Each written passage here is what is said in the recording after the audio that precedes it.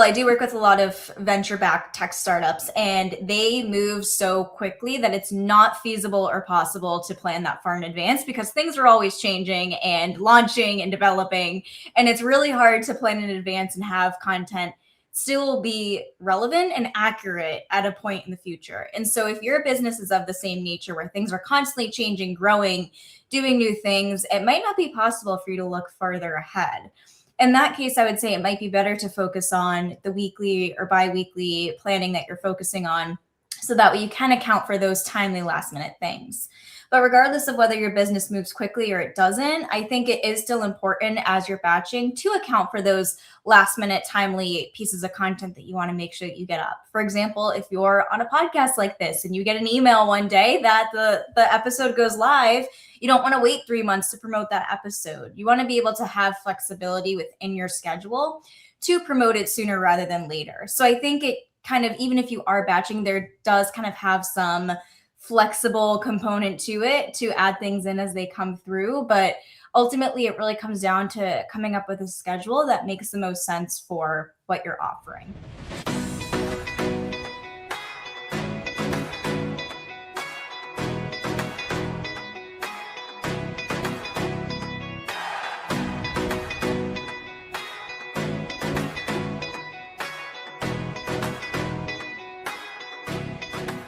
In order for you to have a successful business, you need to have the visibility, the awareness, the brand awareness. And how can you really get that in a way that's quick, efficient, and, let's be real, free, unless you're doing ads? That's social media, right? Social media. It's so fun. No? That's all right. I get it. Having the time, the resources, and the motivation to actually show up on social media can be a big challenge. And that's why I have Ashley here today. She's going to tell us a little bit about herself, why this topic matters to her, and why it should matter to you. Ashley, welcome to the show.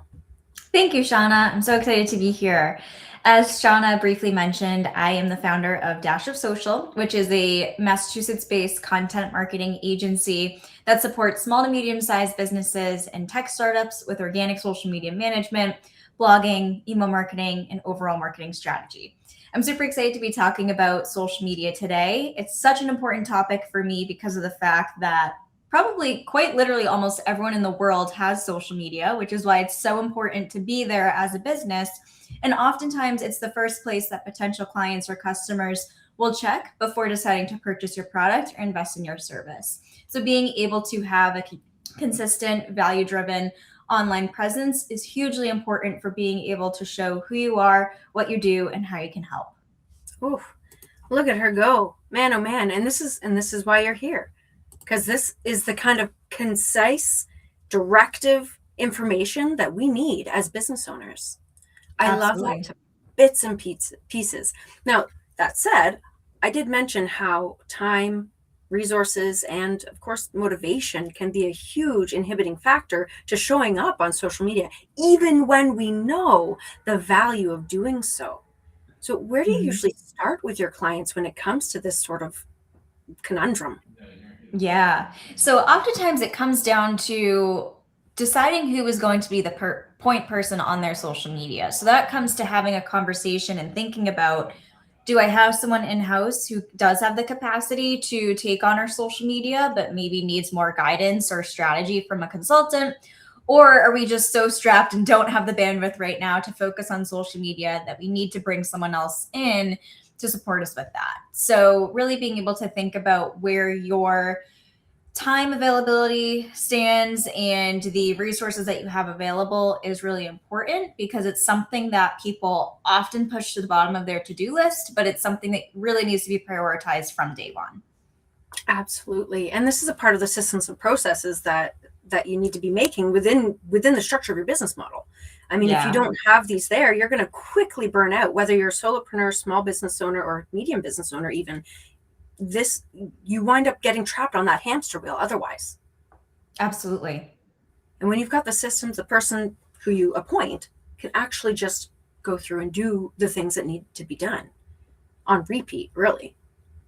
Totally. Yeah. And being able to have that dedicated person ensures that not only it gets done, but also, too, I find that when a client hires someone externally, that person usually has broader ideas or insights that the client themselves might not have themselves, or they might not even be thinking about. Like, I feel like all of us marketing people have had several conversations with clients before where we share an idea or something, and a client's like, I would have never even thought of that. And so I think as business owners, when you're so stuck in the weeds and stuck in the day to day, sometimes it can be really hard to take a step back and have that bird's eye view and have like these bigger picture ideas. But someone who's an expert in this, who isn't so, I guess, biased really to your business, can come in with those fresh ideas and have perspectives that you wouldn't have had yourself otherwise. Absolutely. I often talk to people about how, like, you are a part of the whole. You are a part of Yes. the cookie dough or the jam or whatever you want to say, and you can't really read the label that's on the outside. So you're just sitting there floating in. It's really hard to take a step back and say, "Oh, so those are the different pieces that I can leverage in order to really make myself not only visible, not only the brand awareness bit, but and the conversion and all that. Not only that, but like to make it actually fit with who you are and who your brand is and how Mhm. your team functions in the back end." Yeah. I think that that's something that's often missed. I mean, we've already talked a little bit about the systems, the processes, and the team that that is really needed to execute. But that inner stuff has to be accounted for too. And that's not just within yourself, but also within your business and all the moving pieces of what does it feel like to function within your business or within your own skin while trying to execute on all of these different aspects of really running a business? How do Mhm. you what are your opinions on that? Because I mean, I have to tell you, most of my clients are micro business owners or solo business owners, right? They are literally doing all the things Mhm. and having the motivation to get these things done when you're borderline burnt out can be a huge struggle. So how would you propose like balancing, and I hesitate to even say balancing, but finding harmony between executing on the tactical practical end of things and also making sure that we're honoring ourselves, our lifestyle, the needs that we have as individuals and as teams? Yeah, totally. So when a business owner is managing their own marketing efforts, I am a huge advocate for batching. I think really batching is honestly quite essential because as a business owner, you don't always know what every day is going to look like. So if you say, well, I'll just draft a social media post day of, chances are you won't do that. And the next thing you know, 3 months will go by and nothing has been posted because you've been so busy. And so I think one of the most important things you can do is treat yourself as a client. Like literally pencil it into your calendar. Make sure that you're giving the same time and devotion to yourself as you are giving to the clients and customers that you serve. And so for batching, it could be as simple as maybe dedicating a few hours on one morning each week to your marketing, or maybe it's dedicating a whole day 1 month to your marketing. But being able to just carve out that time and take the space that you need to build out your social media, your blogs, your email newsletters, and whatnot is huge. And then that way it's out of sight, out of mind. You know, you've already done it throughout the next month and you don't have to worry about it again. But I think you really just have to ultimately be disciplined with yourself and with your schedule and make sure that you do carve out the space that you need in order to make it happen. Absolutely. And now batching can be kind of a funny topic, I find.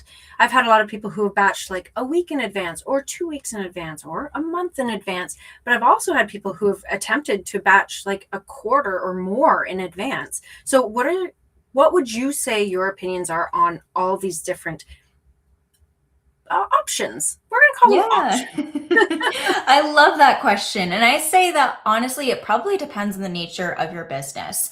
For example, I do work with a lot of venture backed tech startups, and they move so quickly that it's not feasible or possible to plan that far in advance because things are always changing and launching and developing. And it's really hard to plan in advance and have content still be relevant and accurate at a point in the future. And so if your business is of the same nature where things are constantly changing, growing, doing new things, it might not be possible for you to look further ahead. in that case, I would say it might be better to focus on the weekly or bi-weekly planning that you're focusing on, so that way you can account for those timely last minute things. But regardless of whether your business moves quickly or it doesn't, I think it is still important as you're batching to account for those last minute timely pieces of content that you want to make sure that you get up. For example, if you're on a podcast like this and you get an email one day that the episode goes live, you don't want to wait 3 months to promote that episode. You want to be able to have flexibility within your schedule to promote it sooner rather than later. So I think it kind of, even if you are batching, there does kind of have some flexible component to it to add things in as they come through. But ultimately, it really comes down to coming up with a schedule that makes the most sense for what you're offering. That is a perfect answer, and I love it to bits. And the other part of that is the idea that you never know what's going to happen around you. So if you're wanting to stay relevant in an ever-changing world, regardless of your niche, you're going to want to make sure that you're accounting for the changes that may or may not happen. People in 2020 had to scrap their entire content marketing strategy when the world locked down. Yes. So we need to be aware of the fact that these changes can and will happen, and it will probably be at the most inconvenient time. So having a flexible strategy that is consistent, that makes a difference. I'm all about how, I've got my evergreen content that I can consistently create for myself and my clients, and we could plan that out probably a couple of months in advance, give or take. But I don't plan the whole thing. There are so many pieces that we do in between that is that relevant and ever-changing content, things that are going. When my clients as solopreneurs, and they are their business's brand, right? It's a personal brand. If they've gone to an event, I want them to take a selfie and post that they went to the event. Yeah. Who did I meet? Let's tag them. That makes a difference. And if you don't have that flexibility in your posting schedule, then, you're going to feel kind of funny putting it out there. It'll feel lopsided, and you don't want that. Yeah. You want it to always feel like it's in harmony and in flow. Totally. And also going along with that too, I think we all have had times where we're driving in the car, or in the shower, or making dinner, and we are like, oh my gosh, this is such a good social post idea. And it comes to us. And I'm a big advocate for acting on those creative ideas as soon as they come to you. I firmly believe that you produce the best content when you feel excited and inspired and creative to do so. And so if you get this random idea that you're like, oh, this is perfect, like act on it and add it in. Don't wait 3 months to write that post, because it's not going to have the same energy come through as what you're feeling in the moment. Absolutely. Oh my goodness. And that's it's funny because people will hesitate. And I want to kind of touch on that a little bit here, because no matter whether you have a team or whether you're a solopreneur, the way the energy that you bring forth matters. And so what that means is that there's an underlying part of marketing that we don't talk about enough. And that is the inner work. That is the, how do I feel today? How have I nurtured myself in a way that will allow for, I'm going to get a little bit woo here, but that will allow my frequency, my inner frequency, to rise, so that I am in a space of creativity, of exploration and willingness to be flexible and engaging.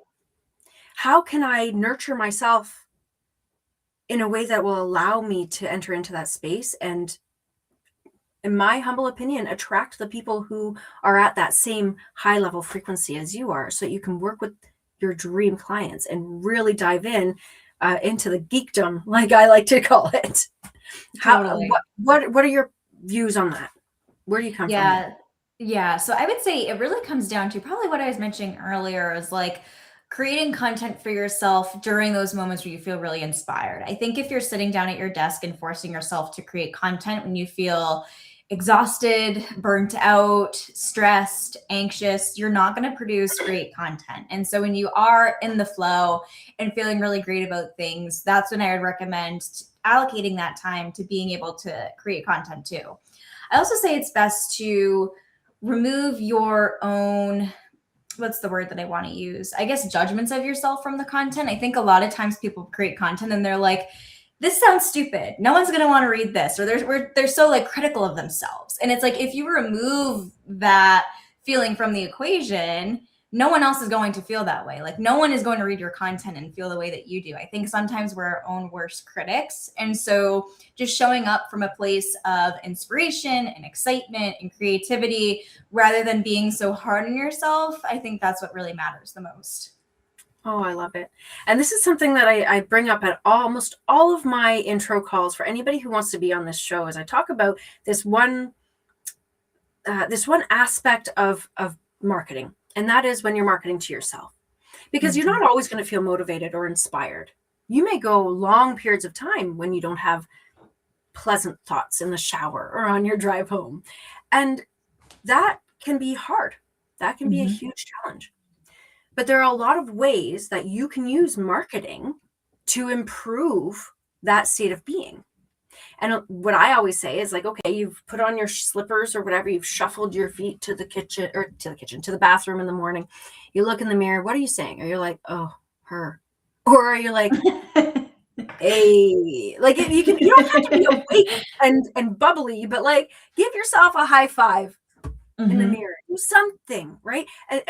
One of my favorites is the Superman pose. Stand there. You don't need to necessarily feel it within your body, feeling empowered or anything. Just stand there like that. The psychology and neuroscience will do the work for you. You'll elevate yourself, and then you'll be able to enter into those creative spaces a lot more freely. And this is something too, like this is something that I always preach. Ashley, I'm sure that you're in the same type of space. If you're playing a supportive role to a team of marketing professionals, whether it's a small team or whether it's one appointed member of your team who's handling the marketing, they also need to be empowered to get into that space as well. Yeah. And so as a leader, we need to model that, and we need to really encourage that sort of mental flexibility to allow yourself to get into those spaces. Can you tell me a little bit about maybe a circumstance where you've had to really play that consultative role and get people inspired to create when they're really feeling like they're in a slump? Yeah. So I am a big numbers person. And I think that when you're working with people who are also numbers people, that being able to show them the data and show them the impact of their marketing, I think that provides a lot of inspiration. Where if you show them the amount of followers that they're gaining month after month because of their content, or the content that's just totally skyrocketing in performance, I think that's a huge motivation where it's like, hey, this is working. You're making a difference. You're adding value to your audience. I think being able to directly see the impact that it's having can kind of nudge people a little bit to kind of kick their butt into gear and focus on creating more content. Because when you can kind of see the direct impact and you know that it's coming right from you and what you're doing, I think it makes it that much easier to find some motivation to continue the work. Oh, that's beautiful. And what's really cool about that is that we're bringing this forth in a way that is really meaningful and trackable. This is quantitative. This is trackable, and you're able to make changes and alterations as you go to make sure that it continues to improve. This is also something that a lot of you guys are forgetting to do. I'm just going to call it out, right? That's the elephant in the room. A lot of you are not looking at your numbers. You're not looking at your analytics. I mean, and I'm not talking about the vanity metrics necessarily, although that can be a good motivator when you get a certain number of likes and all that jazz. I'm really talking about like your KPIs and how it performs in the long run. So this is your little call to action to look at your numbers. But also remember that can be like a huge motivator. I sent a screenshot message to one of my clients the other day saying, look at this 1,300% growth in your whatever it was. And she responded like, oh my gosh, I can't believe it. The other thing is too, things like if you see somebody comment on something, read and reply to the comment, especially when it's something like, I love the ones that say, this really meant something to me. Yeah, absolutely. Wow. That can really empower people as well. And understanding that you can get to that point, even if you haven't necessarily gotten there yet, you can get to that point with consistent, intentional, aligned action. That literally is world changing, even if it's just one person's world at a time. Yeah, I agree fully. Oh my goodness. Now we've covered like everything from tactical, practical, the numbers, the inside fluffy stuff. We've talked about woo things. And this is the cool thing about social media and marketing, is that it really does touch on so many different areas of our humanity, of who we are and how we function in this world. So we could quite literally talk about it all day from all manner of angles, but we don't have all day. So instead, I'm going to ask of you, Ashley, is to think for a moment. What is one thing out of all of the innumerable things that we could talk about today? What is one thing that you would like to tell the people who have joined us for this conversation today in order to empower, motivate, take action on? It can be an action item, some sort of gold nugget, the cherry on top. There's one thing that you can tell people. I'm going to give you a second to think about it, because I know that's a heavy, heavy question. And there's a lot wait, you know what? No, there's not. There's no pressure. Just think about it.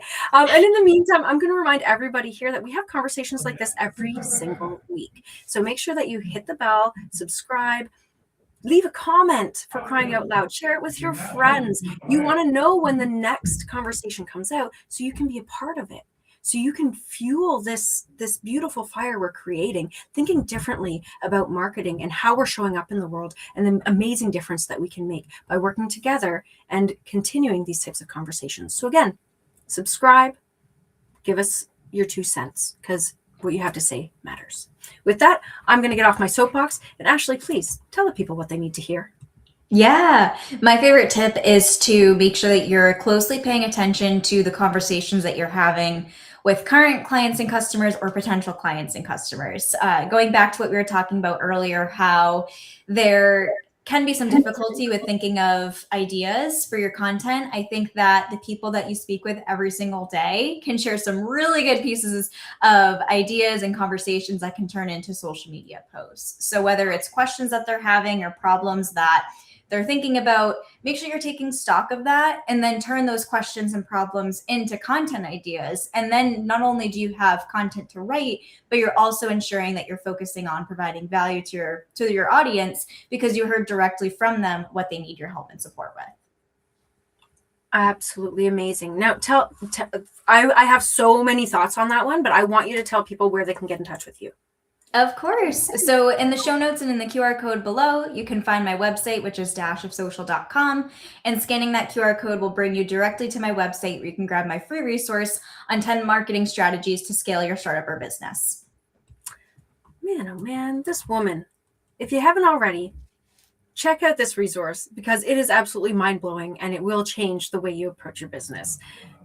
The link is also in the show notes. I need to tell you all how absolutely blown away I am by this conversation, and how I really want you all to take action in contributing to what we have to say, because that last tip, again, I'm not going to keep you here all day. Don't worry. It's okay. I'm not going to keep you here. That was literal gold. Without saying the words market research, which can scare people to bits and pieces, that's what Ashley's telling us. It's the market research. It's the listening. It's the taking a minute. I know you don't feel like you've got a minute, but that is what literally will change the way you approach all of your marketing. Listen to the people who need your services the most, and provide them with what they need, what they think they need, especially. I am at a loss for words, because that is literally just the solution to all of the quandaries that you've had in your mind. Ask more questions about market research so that Ashley and I can answer them. You can reach me definitely anytime. You know where to find me. I'm right here. Give me a comment and I will be right there with you. With that, Ashley, thank you so much for everything that you've given us today. I've already come up with a blog. Your conversation with me. So thank you so much. This is absolutely superb. Thank you again. Everybody, have a great rest of your day and join us for the next episode next week. We will be chatting soon.